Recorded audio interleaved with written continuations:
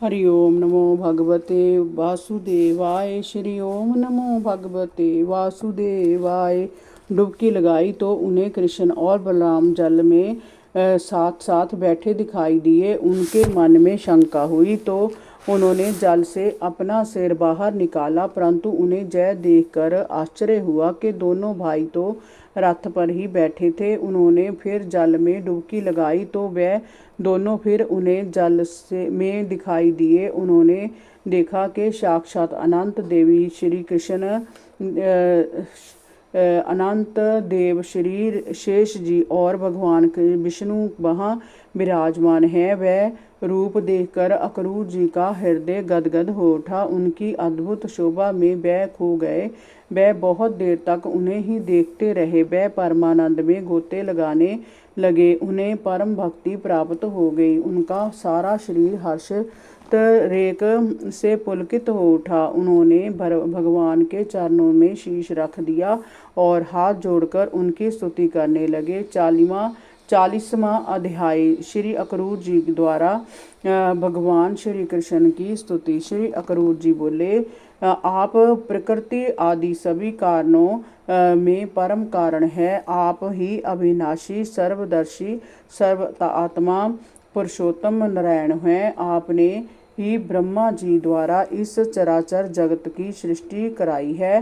पंचभूतों और समस्त इंद्रियों और मन के अधिष्ठाता आप ही हैं। जड़ चेतन समस्त ब्रह्मांड के स्वामी आप ही हैं। मैं आपको नमन करता हूँ। सभी साधु जोगी अपने अंतःकरण में, सभी जीव भौतिक पदार्थों में, सभी देवगण नक्षत्र मंडल में, सभी कर्मकांडी ब्राह्मण कर्म मार्ग में, सभी ज्ञानी तर्क ज्ञान में, सभी वैष्णव जन नारायण रूप में तथा सभी भक्त जन आपको अंतर्यामी सर्वेश्वर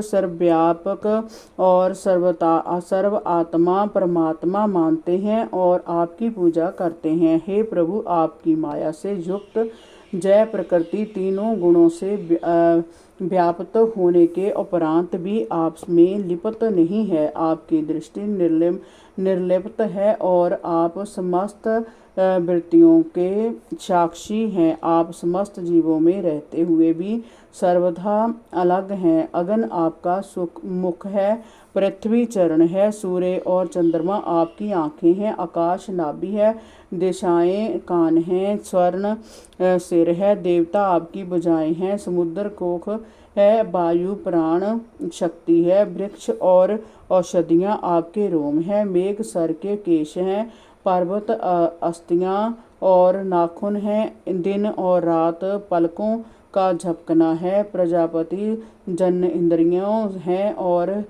वृष्टि आपका वीर्य शक्ति है। आपके इस विश्व स्वरूप को प्रभु मैं नमन करता हूँ। हरि ओम नमो भगवते वासुदेवाय। श्री ओम नमो भगवते वासुदेवाय।